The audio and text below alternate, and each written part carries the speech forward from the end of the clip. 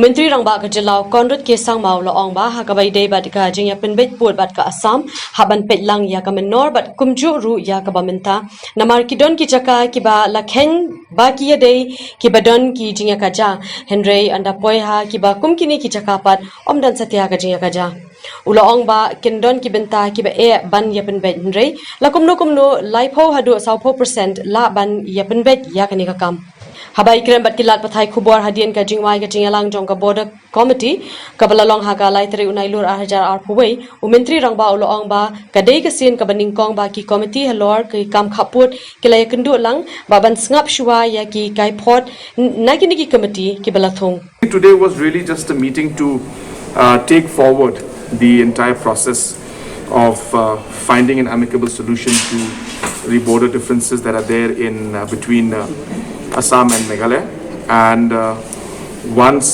we have done our homework, we will be having most probably another 2 to 3 sittings with these regional committees, and these regional committees will of course have their own sittings also, and once I think after the session is over, then there may be joint meetings and joint visits being done by those regional committees. So as I said, today was a very long meeting, but it was the crux of the meeting was basically to see the first report that was prepared by the regional committees. Sir, could you tell us about the finding of the reports that was submitted to you, sir? So there was no finding as such. It's basically the report of the facts that are there. It's too much in micro detail. It goes into the